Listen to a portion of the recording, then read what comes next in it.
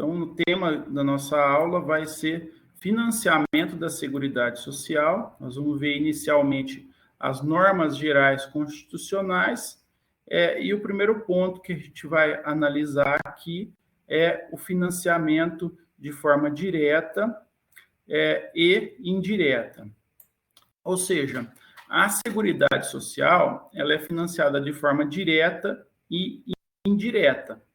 Isso consta lá do artigo 195 da Constituição. Então, se formos ler o artigo 195 da Constituição Federal, ele vai dizer o seguinte: a Seguridade Social será financiada por toda a sociedade de forma direta e indireta, nos termos da lei, mediante recursos provenientes dos orçamentos da União, dos estados, do Distrito Federal e dos municípios, e das seguintes contribuições. Então, o que está aí nesse artigo 195 é essa forma de financiamento de forma direta e de forma indireta. O financiamento de forma direta, ele é feito com o pagamento de contribuições. Então, se nós olharmos lá no 195, nos incisos, então nós temos as contribuições sociais previstas nos incisos 1 a 4 do artigo 195 da Constituição Federal. Então, isso é forma direta de financiamento, nós vamos estudar mais à frente essas contribuições. Existe também a contribuição para o Programa de Integração Social, o FIS, né? O PIS, melhor dizendo, que é bem conhecido, e também para o Programa de Formação do Patrimônio do Servidor Público, PASEP. Essa contribuição ela é destinada a financiar o programa do seguro-desemprego e o abono previsto no parágrafo 3º do artigo 239 da Constituição Federal, que é um abono pago aos empregados que recebem até 2 salários mínimos de remuneração mensal. Até essa é uma das contribuições aí que se discute muito a manutenção.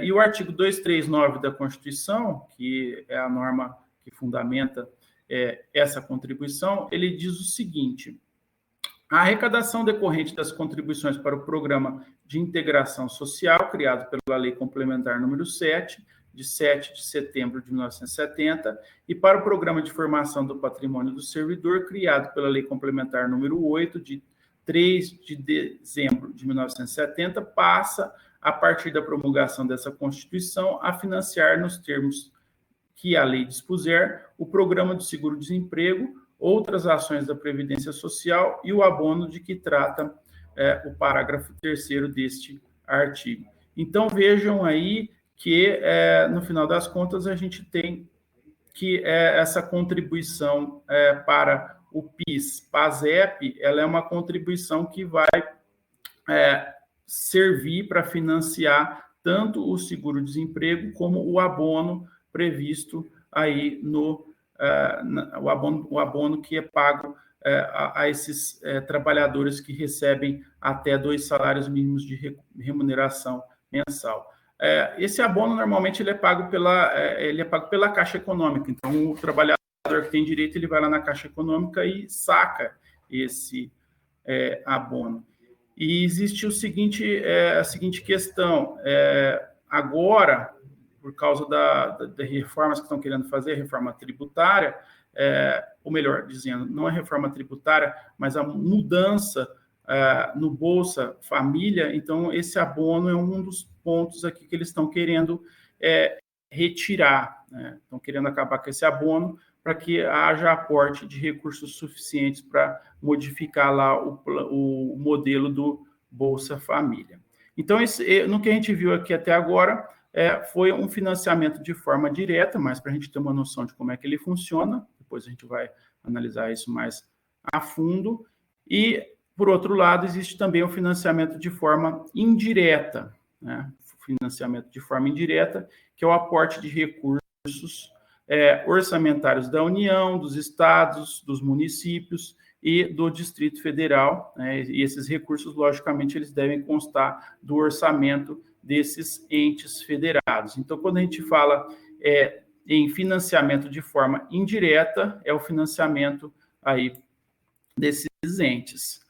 Isso já foi tratado anteriormente, quando a gente viu o princípio da diversidade da base de financiamento, que a gente viu lá no artigo 194, inciso 6º da Constituição Federal. Ou seja, existem vários entes que vão financiar a Previdência Social. Então, aí a gente tem a diversidade da base de financiamento, e esse princípio, né, ele ainda vai determinar, inclusive, isso é uma alteração da Emenda Constitucional 103 de 2019, ele vai determinar a identificação em rubricas contábeis específicas para cada área, as receitas e as despesas vinculadas a ações de saúde, previdência e assistência social, preservando o caráter contributivo da Previdência Social. Então, essa parte final aí que eu mencionei, ela foi uma alteração da Emenda Constitucional 103 de 2019.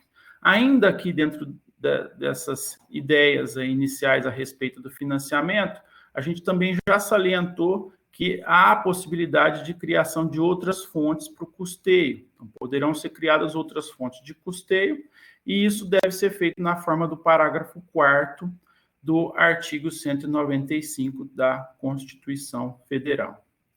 Além disso, caso o orçamento da Seguridade Social ele se mostre insuficiente para o pagamento dos benefícios previdenciários, a União será a responsável aí pelo problema, né, pelo que faltar de orçamento. Isso vai ser feito na forma da lei orçamentária.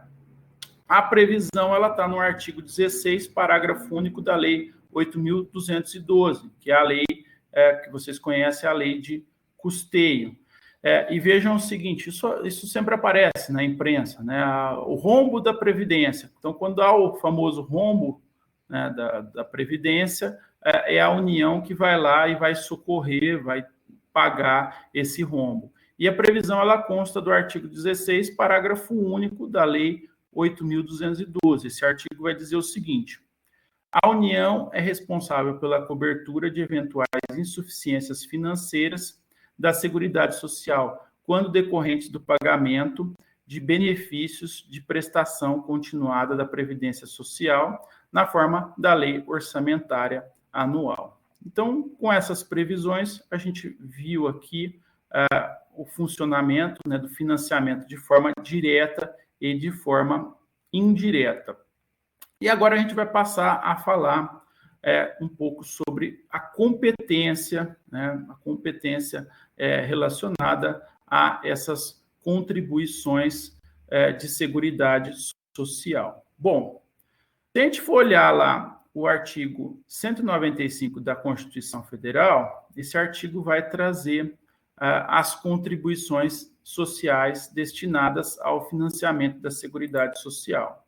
Então, no 195, inciso 1, nós vamos ter a contribuição do empregador, da empresa e da entidade a ela equiparada incidente sobre. Então, essas são contribuições que são voltadas de maneira aí, geral, vamos dizer assim, para o empregador, e essas contribuições elas vão incidir sobre a folha de salários e demais rendimentos do trabalho, receita ou faturamento e o lucro. Vejam que, em matéria de direito previdenciário, o que vai mais nos interessar aí realmente é a contribuição sobre a folha de salários e demais rendimentos do trabalho. As outras contribuições que incidem sobre receita ou faturamento ou lucro é matéria mais para direito tributário.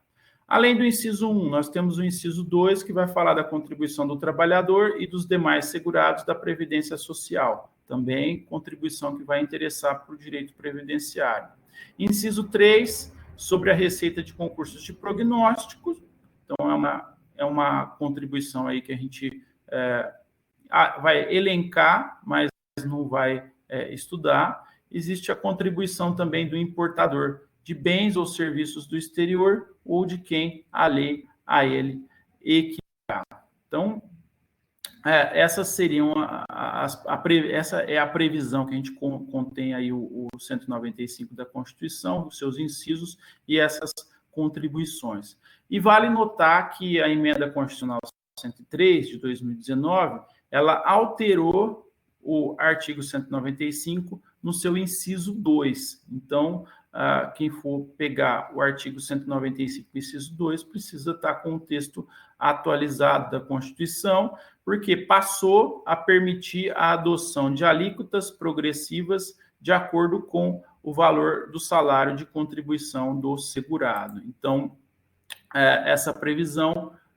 permitiu, né, isso é um tema de direito tributário, as alíquotas progressivas em relação ao salário de contribuição do segurado.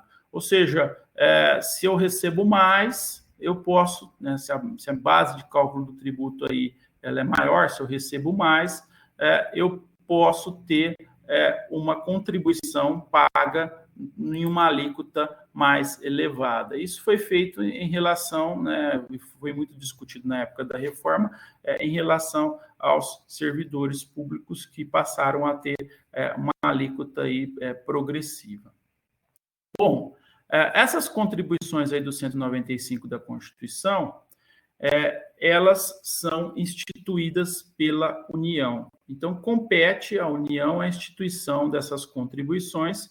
E vejam, as contribuições enumeradas no 195, elas são instituídas simplesmente por lei ordinária. Então, não é necessário uma lei complementar para instituir a contribuição prevista aí no artigo 195. Contribuição prevista, se ela está ali prevista certinho no 195, basta uma lei ordinária, não é necessário lei complementar. Isso vocês podem analisar lendo o artigo 149 da Constituição, que vai trazer essa previsão.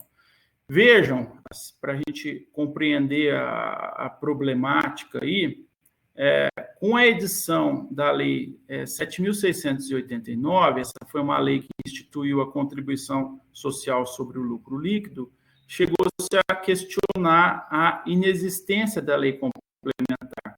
E aí o STF firmou a necessidade de lei complementar apenas para novas fontes de custeio. Ou seja, essa contribuição aí que eu mencionei, mais para a gente entender aí o problema da lei ordinária e da lei complementar, essa contribuição ela teria previsão no artigo 195 da Constituição. Como ela tem previsão no artigo 195 da Constituição, não seria necessário uma lei complementar para a sua instituição. Então, bom, é suficiente a lei ordinária para instituir essa contribuição social sobre o lucro líquido, né?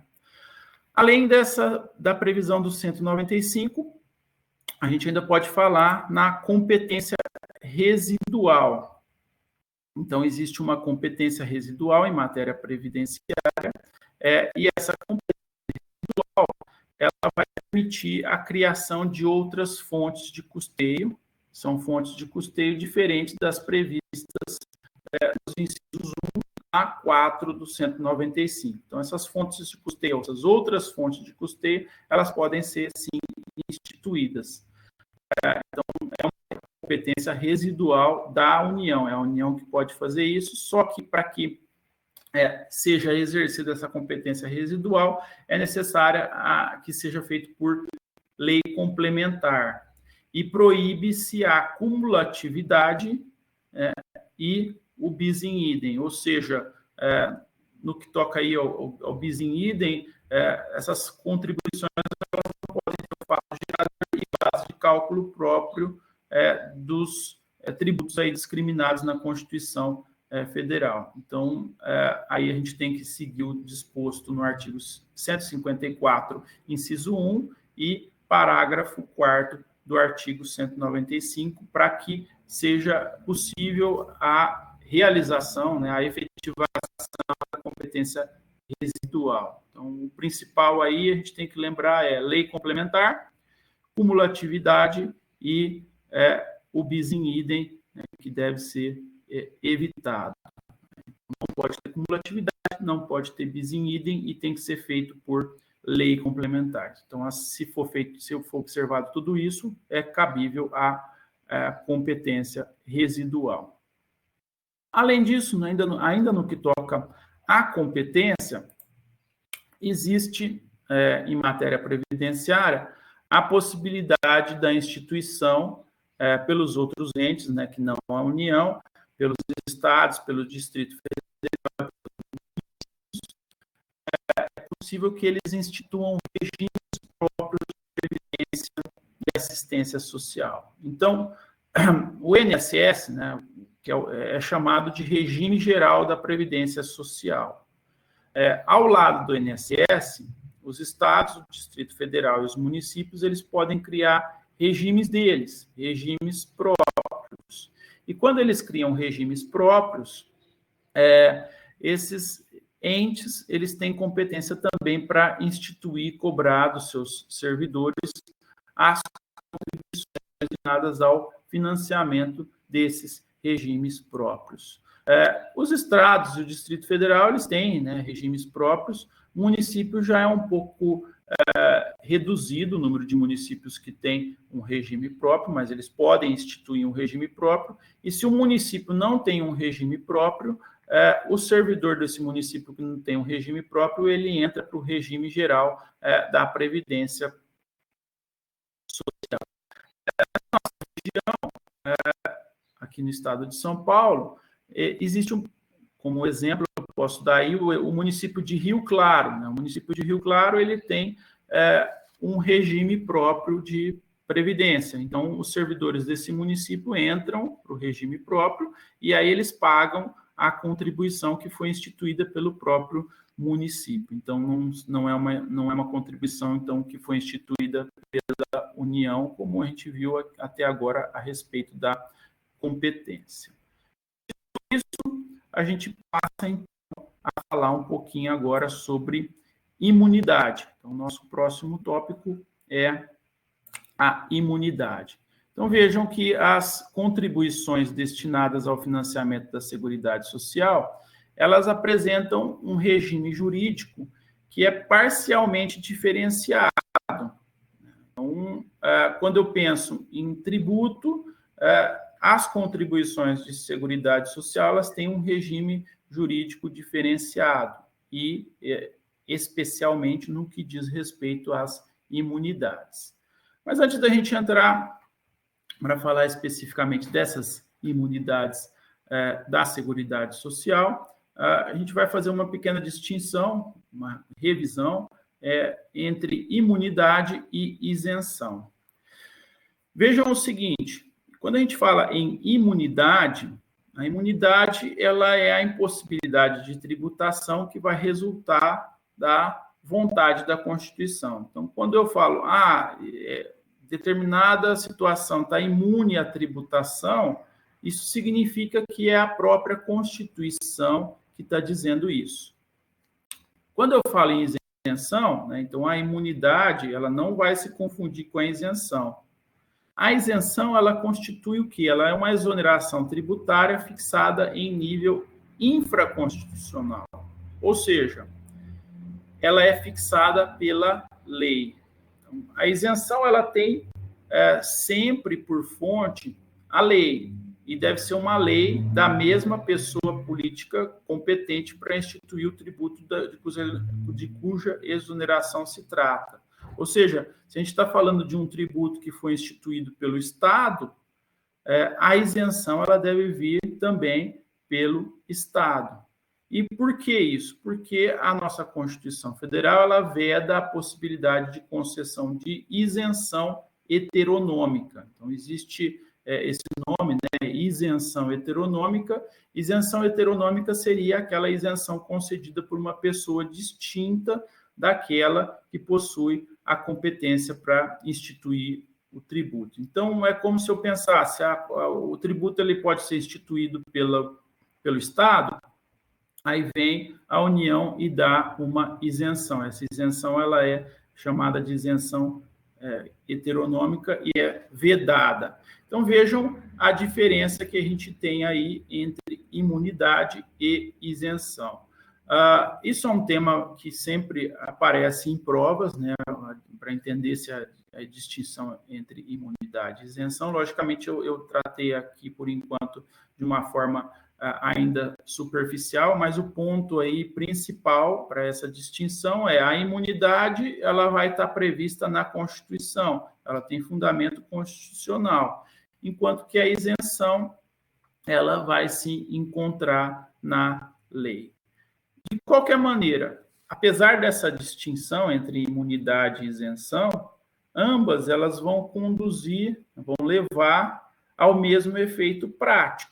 Qual é o efeito prático da imunidade e da isenção? É o não surgimento da obrigação tributária principal. Então, vimos aí essa distinção. O nosso tema aqui, o que vai ser tratado agora, vai ser imunidade e não isenção. Então, por isso que a gente viu essa distinção. Para a gente continuar seguindo aqui no estudo, vamos relembrar as espécies de tributos. Então, quando vocês estudaram direito tributário, vocês viram que os tributos têm espécies. Então, há autores que classificam, que consideram a existência de 3 espécies de tributos. Outros falam na existência de 5 espécies de tributos. Quais seriam essas 5 espécies de tributos? Os impostos, as taxas, as contribuições de melhoria, empréstimo compulsório e as contribuições especiais. Então, seriam essas as espécies de tributos, né, que o sistema tributário brasileiro prevê. Dentro, então, dessas espécies de tributo, a gente tem os impostos. E para os impostos, a gente pode falar nas imunidades gerais. Então, quando a gente está falando de imunidade, existem imunidades gerais, são imunidades que estão previstas no artigo 150, inciso 6º da Constituição Federal. Elas também são chamadas, além de imunidades gerais, elas também são chamadas de imunidades genéricas. E essas imunidades, então, elas dizem respeito a impostos, vão dizer que é vedado, né? Não é permitido que um imposto recaia sobre o quê? O que prevê aí o 150, inciso 6º da Constituição? Não pode ter imposto que recaia sobre patrimônio, renda ou serviços uns dos outros. Isso é a imunidade recíproca, ou seja, não cabe um imposto que foi instituído pela União contra o Estado, né? O Estado não precisa pagar um imposto instituído pela União. Essa é a imunidade recíproca. A gente tem a famigerada, né, a bem conhecida imunidade dos templos de qualquer culto. Ao lado dela, a imunidade sobre o patrimônio, renda ou serviço dos partidos políticos e suas fundações. Temos ainda, aqui agora está em discussão, a imunidade dos livros, jornais, periódicos e o papel destinado à sua impressão. Então, agora, na reforma tributária, essa imunidade dos livros, ela é um tema aí bastante discutido. E, por fim, há a imunidade dos fonogramas e videogramas produzidos no Brasil.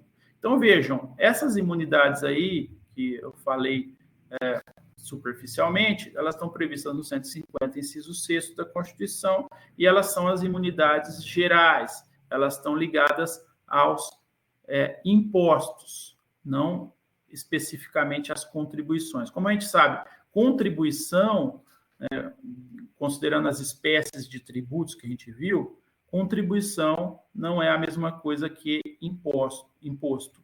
Então, essas imunidades gerais, elas valem para os impostos. Quando eu penso artigo 150, inciso 6º da Constituição Federal, eu penso imposto. Eu não estou pensando em contribuição.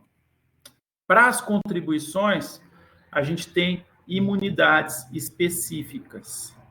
Então, as hipóteses de imunidade em relação às contribuições para o custeio da Seguridade Social são imunidades específicas e são enumeradas pela Constituição. A gente vai passar a ver, então, essas imunidades específicas agora. Então, tem que ficar bem claro. Imunidade geral é para tributo, é para imposto, desculpem, para imposto. Imunidade geral, imposto. Imunidade específica. As imunidades específicas que nós vamos ver agora são imunidades para as contribuições para o custeio da Seguridade Social. Primeira das imunidades específicas. A primeira das imunidades específicas é a imunidade das aposentadorias e pensões do regime geral da Previdência Social. Então, vejam, a gente tem um regime geral da Previdência Social e, nesse regime geral da Previdência Social, há a previsão de imunidade para as aposentadorias e pensões. O artigo 195, inciso 2, ele vai dispor que não incide contribuição sobre aposentadoria e pensão concedida pelo regime geral de Previdência Social de que trata o artigo 201. Então, esse é o fundamento para essa imunidade. As aposentadorias e pensões dos servidores públicos, por outro lado, elas não têm essa imunidade. Então, é possível a cobrança de contribuição de aposentadoria e pensão de servidor público. Aliás, isso é um ponto que é muito esquecido, especialmente pela mídia.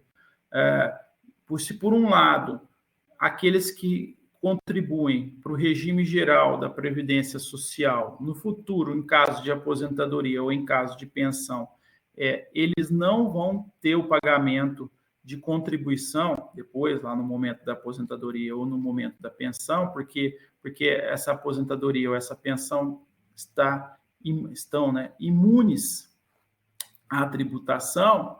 No que diz respeito aos servidores públicos, os servidores públicos não. Eles vão pagar, mesmo depois de aposentados, ou no caso de recebimento de pensão, eles vão pagar, sim, contribuição sobre a aposentadoria ou sobre a pensão. Então, essa é uma grande diferença e esse é um ponto aqui que precisa ficar muito claro. É diferente a imunidade, se a gente for pensar em regime geral da Previdência Social, ou seja, existe a imunidade de aposentadoria e pensão, e se a gente for pensar nos servidores públicos, os servidores públicos não contam com essa imunidade. A imunidade seguinte, então, continuando aqui nas imunidades específicas das contribuições para o custeio da Seguridade Social, nós temos as imunidades das entidades beneficentes de assistência social. Então, se olharmos lá no artigo 195, parágrafo 7º da Constituição, ele vai estabelecer que são isentas de contribuição para a Seguridade Social as entidades beneficentes de assistência social que atendam às exigências estabelecidas em lei. Aliás, aqui temos um problema técnico da Constituição, porque a Constituição ela vai utilizar a expressão são isentas, quando, na verdade, o que está se concedendo aí não é uma isenção. A gente já viu, acabamos de ver essa diferença. O que está sendo concedido aí é uma imunidade às entidades beneficentes de assistência social, né, desde que atendam às exigências estabelecidas na legislação. Então, vejam uma falha técnica aí no texto constitucional, não deveria estar escrito são isentas, deveria estar escrito são imunes. Então, problema técnico. As entidades beneficentes de assistência social, elas auxiliam a Seguridade. Então, como elas auxiliam a Seguridade, é justificável essa isenção, essa imunidade. Desculpe, até eu utilizei o termo aí da Constituição, isenção. É justificável essa concessão de imunidade. Por quê? Porque há uma autêntica parceria entre o Estado e essas entidades. Essas entidades auxiliam o Estado.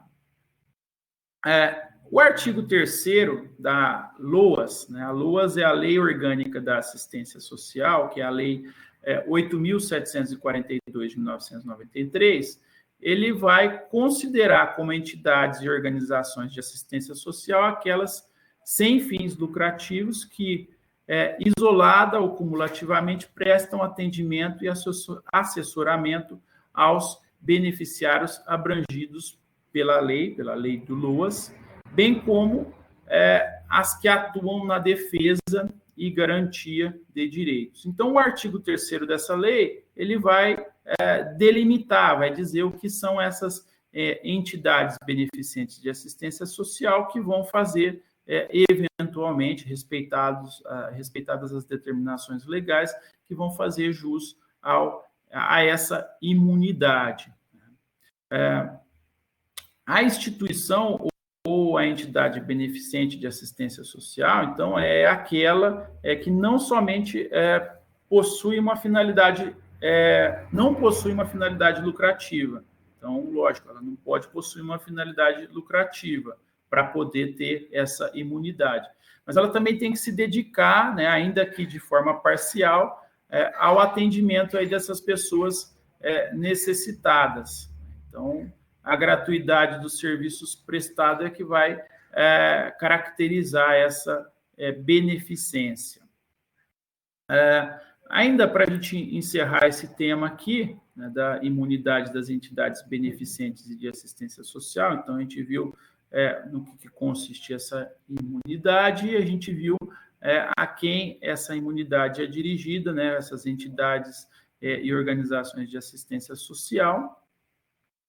Existe um sistema que essas entidades passaram a integrar, né, chamado Sistema Único de Assistência Social. Isso também está previsto aí na Lei Orgânica de Assistência Social, mas vale a gente ressaltar que dentro aí do conceito de entidade de assistência social não estão aquelas entidades de previdência privada. Então, existe a previdência pública e a previdência privada, não estão entre essas entidades de assistência social as entidades de previdência privada que recebam contribuição dos beneficiários. Então, essas entidades, elas não são alcançadas pela imunidade que nós acabamos de ver aqui agora, né? Então, para isso, existe até uma súmula 730 do STF, e essa súmula 730 do STF, ela vai dizer, né, exatamente o que eu acabei de falar, vai dizer o seguinte, que a imunidade tributária conferida a instituições de assistência social sem fins lucrativos, pelo artigo 150, inciso 6º-C da Constituição, somente alcança as entidades fechadas de previdência social privada, se não houver contribuição dos beneficiários. Então, a gente tem aí uma limitação em relação a essas entidades de previdência privada. Dito isso, passamos aí para a imunidade seguinte, que é a última imunidade, aí, dentro dessas imunidades específicas, é a imunidade das receitas decorrentes de exportação. Vejam que no artigo 149, parágrafo 2º, inciso 1 da Constituição Federal, esse artigo vai dispor que não incidirão as contribuições sociais, inclusive de Seguridade Social, sobre as receitas decorrentes de exportação. Isso é algo bastante lógico, né? Essa exoneração tributária, ela atende aí a uma máxima que vai dizer que não se deve exportar tributos. Então, deve-se ter um regime benéfico à exportação. Lógico, quando eu exporto um produto, eu estou trazendo divisa para o país. Se eu exporto não o produto, mas eu exporto o produto e o tributo, o que vai acontecer é que eu vou tornar os produtos nacionais, esses produtos nacionais, eles vão ter menos concorrência no exterior. Então, não é razoável, né, em país nenhum é razoável eu exportar um tributo, ou seja, eu ter imposto sobre a exportação. E é por isso que existe essa imunidade das receitas decorrentes de exportação. Essa imunidade, ela até deveria ser interpretada em um sentido bastante amplo, né, para abranger tudo aí, base de cálculo, inclusive aí faturamento e lucro. Mas há casos aí em que o STF já interpretou isso de uma forma mais restrita. O STF, então, se pegar aqui só para a gente pontuar, o STF, em repercussão geral, já decidiu que a imunidade prevista no artigo 149, parágrafo 2º, não alcança a contribuição social sobre o lucro líquido. Então, como eu disse, a interpretação melhor seria ser bastante ampla para evitar a tributação de exportação, mas não é bem assim que a jurisprudência tem visto essa imunidade, aí, a imunidade das receitas decorrentes de exportação.